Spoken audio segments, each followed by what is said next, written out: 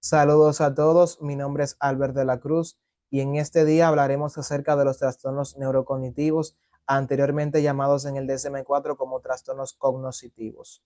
El propósito de este material expresado en este video no es nada más que comprender las bases acerca de la demencia, el delirium y la amnesia, tal como lo plantea el DSM-4. Y más adelante en otros videos posteriores vamos a estar hablando acerca de cada una de las categorías etiológicas que pueden producir la demencia, como se puede ver en el DSM-5. Pero entendiendo que esta categoría de trastornos es compleja y requiere mucho tiempo, porque no solamente tiene que ver con la parte psicológica, sino que también engloba a las áreas de la psiquiatría, la neurología, entre otras. Entendemos que tenemos aquí que sentar primero las bases para poder ir con lo demás. Así que aquí lo que vamos a hacer es tratar de poder explicar lo más resumido posible estos temas, sentando las bases acerca de los mismos. Entonces vamos a pasar con la etimología y la historia de los términos que vamos a trabajar en cuestión, porque si no lo entendemos, vamos a estar en el aire. La demencia proviene del latín dementia, que significa locura o cualidad de estar fuera de su mente. Etimológicamente se compone del prefijo de, que significa dirección de, arriba, abajo, alejamiento, privación, y mens, mente. Cuando se suma con el sufijo ia, que significa cualidad y estado, esto da como resultado el significado de condición de pérdida de la mente o facultades mentales. Si alguna vez te preguntaste cuál era el significado de demencia, de demente, ya lo tienes aquí. Pero vamos a ir por parte. El término demencia, así como otros términos, no son lo mismo la primera vez que se acuñó, que se acuñaron, al el término que conocemos en la actualidad. En la antigüedad, esto era utilizado para referirse a una categoría más amplia de trastornos mentales, incluyendo a trastornos infantiles. Pero actualmente la demencia es más reservada a las personas que tienen una enfermedad avanzada, una edad avanzada en su desarrollo de su ciclo vital. Siguiendo con el término, vamos ahora a pasar con el de delirium. Delirium viene del latín delirium, asimismo, y a su vez se deriva de delirare, como pueden ver aquí. De significa fuera de y lira significa surco. El surco que hace arado en la tierra. Entonces, cuando nosotros los unimos, esto quiere decir desviarse del camino correcto, y en la clínica esto pasó a significar hablar de forma incoherente y perder el juicio o la razón. Ahora el término amnesia. Esta proviene del griego antiguo, que significa olvido o falta de memoria. Se forma a partir del prefijo a y de la palabra negne, que significa memoria o recuerdo. Y al final, cuando nosotros lo juntamos, como dijimos, significa sin memoria. Ya que pudimos entender bien estos conceptos para que así, comprendiendo la etimología, lo podamos memorizar más fácil, vamos ahora a pasar a comprender que para uno poder diagnosticar estos trastornos se utilizan varias pruebas que evidencian el daño cognitivo que tiene la persona. No solamente se usan test, como medir cuánto el paciente puede recordar datos importantes como la fecha de su cumpleaños, tareas del día a día, números de teléfono y demás, sino que también se utilizan ya una evaluación cerebral más estructurada a través de dispositivos médicos como el electroencefalograma, la tomografía axial computarizada, la tomografía por emisión de positrones, la imagen por resonancia magnética, entre otras. Ahora vamos con los trastornos cognitivos tal como se ven en el DSM-4, empezando con la demencia. Aquí lo tienen ya de manera más resumida y aquí vamos a profundizar en cada uno de ellos. La demencia se caracteriza por deterioro en la memoria y alteraciones cognitivas como la afasia, que es una alteración del lenguaje, la apraxia, la incapacidad para ejecutar actividades voluntarias a pesar de tener comprensión y función motora intactas. Y la agnosia, la imposibilidad de reconocer o identificar objetos a pesar de tener una función sensorial intacta, o trastornos en la planificación y la abstracción en los procesos del pensamiento. Las múltiples deficiencias cognitivas son lo suficientemente graves como para dificultar actividades sociales y ocupacionales. Las personas con demencia pueden olvidar la finalización de tareas, los nombres de personas y acontecimientos pasados. Algunas personas pueden inclusive llegar a desvestirse en público o acusar sexualmente a extraños. La demencia tiene como característica principal que tiene un inicio gradual y continuo. Y esta pérdida de memoria no se asocia en nada, o sea, no tiene nada que ver con la pérdida que uno tiene al momento de envejecer. En la primera se mantiene el funcionamiento intelectual general, mientras que en la demencia no. Vamos ahora a ver la etiología de la misma. Este trastorno y otros más de esta categoría de trastornos tienen como característica principal que no se usa el modelo de vías múltiples para explicar la etiología, sino que ya se tiene una causa en específica que puede causar el trastorno. En general, esta es causada por una degeneración en la corteza cerebral. La muerte de neuronas en esta región conduce al daño cognitivo que caracteriza la demencia. Esta es el responsable de esta área del cerebro, de los pensamientos, recuerdos, acciones y personalidad. Luego pasando, el SM4, versión revisada, lista las principales categorías etiológicas para la demencia. O sea, hay varias razones por las que puede ocurrir una demencia. Entre ellas está la enfermedad de Alzheimer, que es la más conocida, también llamada como demencia tipo Alzheimer o por Alzheimer. También está la demencia vascular, la demencia producida también por la enfermedad de Parkinson. Y de esas enfermedades, esas causas cerebrovasculares están la vasculitis de la sífilis, la enfermedad de Lyme y otros tipos de hemorragia cerebral. En el número 2 tenemos que la demencia puede también ser inducida por sustancia, pero no solamente nos limitamos a estas dos causas, como lo vimos anteriormente, sino que también se puede deber a más de un factor. Este es el número 3, múltiples etiologías, y también no se sabe a veces la ciencia cierta cuál es la prueba de que cause una demencia en una persona en específico. El delirio. Este se caracteriza por alteraciones de la conciencia y cambios en los procesos de conocimiento, déficit de memoria, desorientación y trastorno del lenguaje hiperceptuales. Estos daños y cambios no son atribuibles a la demencia, por eso lo puse en rojo.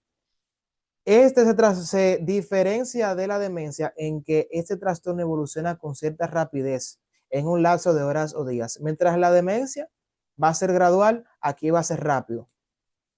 Entonces el paciente muestra a menudo poca capacidad para centrar, fijar o cambiar la atención y evidencia patrones de pensamiento desordenados manifestados en discursos vagos, irrelevantes o incoherentes. En general, buenas noticias, esta condición es reversible a diferencia de la demencia, que no es así. Factores de riesgo. Los ancianos, las personas frágiles que se están recuperando en un establecimiento médico, pacientes con SIDA, pacientes con una disfunción cerebral como un ACV, pacientes en fase de atención a una droga, pueden ser factores de riesgo para desarrollar un delirio. A medida que envejecen, las personas tienen menos reserva cerebral y mayor probabilidad de padecer delirio ante una enfermedad médica, condiciones de estrés o procedimientos quirúrgicos. Los trastornos amnésicos, ahora vamos con la última de esta primera sección, se caracterizan por un deterioro de la memoria, tales como una incapacidad para aprender nueva información o una incapacidad para recordar datos previamente aprendidos o acontecimientos pasados. En consecuencia, hay confusión y desorientación. En algunos casos, la condición es reversible. No ocurre durante el curso de la demencia o el delirio exclusivamente. Entre las causas más comunes podemos ver aquí están la encefalopatía de Wernicke, un ACV y el traumatismo en la cabeza, entre otras. Y aquí de manera resumida vamos a ver cómo este gráfico nos explica las diferencias de las tres, porque cuando no conocemos estos trastornos tendemos a poder confundirlos entre los tres. Como pueden ver, en la demencia los síntomas principales son la fase, la frase y la agnosia, mientras que en el delirium es la evolución acelerada de síntomas, como explicamos. Ahora vámonos con la etiología de los TNS, trastornos neurocognitivos. Más que todo, aquí vamos a ver no solamente acerca de los trastornos que ya mencionamos, que también tenemos que mencionar que en el DSM-4 se llama trastorno cognitivo no especificado cuando no cumple con las tres categorías que vimos anteriormente. Ya teniendo en cuenta esto, vamos a ver cómo ciertas afecciones médicas pueden provocar uno de estos trastornos cognitivos y afectar la mente de igual forma. Vamos ahora a empezar con la lesión cerebral traumática o traumatismo cráneoencefálico. Es una herida física o una lesión en el cerebro, como en el caso de Phineas Cage, un caso muy famoso de cómo un minero estaba cavando y de repente su cráneo fue perforado por un objeto. Eso lo vamos a explicar en otro video, así que suscríbete al canal para que no te pierdas nuestro contenido. Y estas lesiones en la cabeza se clasifican en general como conmociones. Esta es una lesión cerebral ligera causada por un golpe en la cabeza. También están las contusiones, donde el cerebro es forzado a moverse ligeramente y presionarse contra el cráneo. Como pueden ver aquí en esta imagen del medio, la corteza cerebral puede estar magullada, esto es, los vasos sanguíneos pueden romperse por el impacto con el cráneo. Y por último tenemos la más grave de todas, que son las laceraciones, como en el caso de Phineas Cage, en donde miren cómo le quedó el cerebro a él. Su tejido cerebral resulta rascado, perforado o roto, a menudo por un objeto que penetra en el cráneo. Cuando un objeto también entra al cerebro, puede ocurrir la muerte. Ok, ahora vamos a pasar con la explicación de los accidentes cerebrovasculares o apoplegias, como eran llamados anteriormente. Los famosos ASB. ¿Quiénes no han escuchado, no han oído hablar acerca de esto? Se diferencian de las tres lesiones que vimos anteriormente, que también pueden provocar daños cognitivos al cerebro, muchas veces irreparables, en que esta es producida por una lesión vascular, es decir, con problemas en el flujo de la sangre. Ahora vamos a pasar a explicar la enfermedad de Alzheimer. Este es un tipo de demencia en la que el tejido cerebral se atrofia y provoca un marcado deterioro del funcionamiento intelectual y emocional. Entre las figuras famosas que podemos destacar están Margaret Thatcher, el expresidente Ronald Reagan, que también lo padeció, y también vamos a hacer una mención honorífica a Chris Hemsworth, el actor que ha interpretado a Thor en el UCM. Él se ha caracterizado porque él no lo tiene, pero su familia ya tiene antecedentes y también él ha heredado un gen que lo va a predisponer a padecer Alzheimer en un futuro. Así que esto ha hecho que él invierta más en la concientización acerca de esta enfermedad. Pasando ahora a otras afecciones e infecciones del cerebro que también pueden dar lugar a trastornos cognitivos, están la enfermedad de Parkinson. Vamos a empezar con esta, ya que muchos famosos han tenido esta enfermedad, como puede ser, se puede ver aquí, el evangelista Bill Graham, ya fallecido, el presidente Bush, el actor Michael J. Fox de la película Volver al Futuro, el Papa Juan Pablo II y este beisbolista David Parker han padecido la enfermedad de Parkinson. Pero ¿qué es esta enfermedad? Este es un trastorno que empeora progresivamente, caracterizado por 4 síntomas. El primero es el temblor de manos, brazos, piernas, mandíbula y rostro. Ellos no lo pueden controlar, esto es involuntario. También otra es la rigidez de los miembros y el tronco, la lentitud de movimientos e inestabilidad postural y el equilibrio y coordinación deteriorados. Está relacionada con lesiones en el área motora del tallo cerebral y con una pérdida de neuronas productoras de dopamina. No tiene cura. Esto se asocia a un bajo nivel de dopamina, es decir, es lo contrario a otras enfermedades en donde el problema es que la dopamina es producida en exceso. Aquí no, aquí produce el cerebro muy poca dopamina y esta es la razón por la que se cree es producido el Parkinson. Por eso es que se le da a los pacientes medicamentos que incrementen el nivel de dopamina en el cerebro. ¿Sabías que la demencia puede ser inducida por el SIDA? Pues si no lo sabías, ya lo sabes. Esta puede ser la primera señal del SIDA. La inmensa mayoría de pacientes han sufrido los síntomas de la demencia, aunque no lo sepan. Estos síntomas pueden suponer una incapacidad para concentrarse y para realizar tareas mentales de secuencia complicada.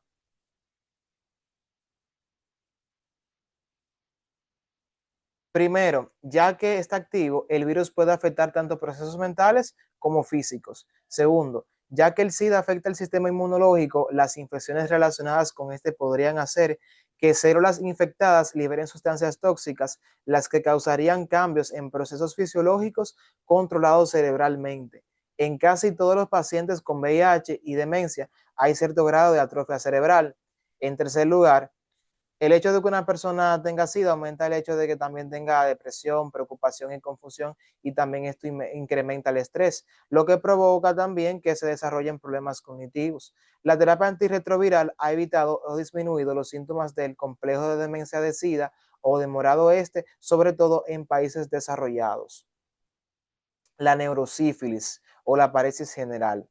La sífilis es una bacteria causada por la Spirocheta treponema pallidum. Como pueden ver aquí, es esta bacteria en forma de espiral. ¿Qué tenemos que tener a consideración? La sífilis tiene cura. Ahora, cuando no se trata y la persona tiene mucho tiempo con esta enfermedad, va a llegar a un punto en el que va a llegar al cerebro, provocando la neurosífilis, como pueden ver aquí en estas imágenes, cómo esto hace un gran daño a lo que es el cerebro humano. La encefalitis y la meningitis también son dos afecciones que pueden provocar trastornos cognitivos, síntomas cognitivos. La encefalitis es una inflamación cerebral, como podemos ver aquí en esta imagen, producida por una infección viral o bacteriana, cuyos síntomas son letargo, somnolencia, entre otros síntomas. Y la meningitis, mientras la encefalitis es del cerebro, la meningitis es una inflamación de la meninges que está compuesta por estas tres capas y rodea el cerebro. Esto puede provocar una destrucción localizada de tejido cerebral y también convulsiones. La enfermedad de Huntington es otra de estas condiciones muy raras, pero que tienen un impacto en la persona en quien los padece. Es un raro padecimiento degenerativo que se transmite genéticamente y no tiene cura. Se caracteriza por movimientos bruscos e involuntarios y eventualmente demencia. Conforme avanza el trastorno, los síntomas se vuelven más generalizados y abruptos, esto es, movimientos espasmódicos rápidos y repetitivos. También hay cambios en la personalidad y la estabilidad emocional. Por ejemplo, las personas pueden tornarse temperamentales o belicosas. Pueden desarrollar un modo raro de caminar y se les dificulta hablar con normalidad. Como pueden ver aquí, miren justamente cómo cambia el cerebro en una persona que lo tiene normal y una persona que tiene la enfermedad de Huntington. Miren cómo se va degenerando hasta llegar a un punto en el que pierde masa cerebral. Ahora vamos con lo que son los tumores cerebrales. Esta es una masa de tejido normal que crece dentro del cerebro. Un autor muy famoso que ha padecido por esta es Mark Ruffalo, el actor que en el UCM ha interpretado a Hulk. Como pueden ver aquí, esto es una protuberancia que sale, no es parte del cerebro y pueden crecer rápido, producen síntomas mentales graves. Los de crecimiento lento pueden provocar pocos síntomas porque también hay que ver qué tipo es. Desafortunadamente, en el último caso, el tumor se descubre a menudo ya que ocurrió la muerte en un hospital psiquiátrico. Hay veces que si la enfermedad presenta síntomas te pueden salvar la vida y si no, si son silenciosas, entonces tienes más probabilidades de que la muerte sea oculta, de que tú no te enteres de que tengas la enfermedad. Ahora vamos a pasar con la epilepsia. Es un término general que se refiere a un conjunto de síntomas que tienen más de una etiología específica. En particular, la epilepsia incluye cualquier trastorno caracterizado por periodos intermitentes y breves de conciencia alterada, menudo de convulsiones y por excesivas descargas eléctricas de las neuronas. Hay que tener en cuenta que la epilepsia es uno de los más comunes que hemos escuchado, pero esto es producido por una descarga en lo que tiene que ver en la parte neuronal del cerebro. Y voy a poner a dos personas que todo el mundo ha oído escuchar, aunque sea alguna vez, que han padecido de ataques de epilepsia. El primero es Cameron Boyce, murió en el 2019 justamente por una convulsión. Él padecía de epilepsia y también el famoso pintor Van Gogh tenía ataques de epilepsia que también le provocaban alucinaciones, entre otros síntomas. La epilepsia se diagnostica durante la infancia. Puede ser sintomática de algún trastorno cerebral primario sin una etiología evidente, o puede provenir de causas como factores hereditarios, tumores cerebrales, alguna lesión, drogas, entre otras. Estos ataques, estas convulsiones epilépticas pueden durar de unos segundos a varias horas y podrían ocurrir unas cuantas veces durante toda la vida del paciente o muchas veces en un solo día, va a depender de cada caso. Por eso esta enfermedad es muy compleja y pueden producir solamente una alteración momentánea de la conciencia o una pérdida total del conocimiento. En este caso, esto puede ir acompañado de convulsiones violentas y en un coma de varias horas. Factores de riesgo: el alcohol, la falta de sueño, las infecciones, un episodio de ACV, la hipoglucemia, la hiperventilación, una lesión o herida en el cerebro y la fatiga general. De hecho, cuando yo estudiaba en la escuela, en la secundaria, yo recuerdo que estábamos acabando el último año y una de las compañeras de mi curso no había dormido bien porque estaba haciendo los trabajos finales, estaba muy presionada, estaba muy estresada con respecto a eso y tenía muy pocas horas de sueño. Ya había sido diagnosticada de casos de epilepsia y cuando estábamos en el curso, estábamos hablando, estábamos haciendo la tarea en un breve receso, de repente ella se cae al suelo. Y cuando se cae, nos damos cuenta de que empieza a convulsionar. Todo el mundo se queda atento, da una pausa de lo que estaban haciendo, a poner atención a lo que le estaba pasando a la compañera en ese momento.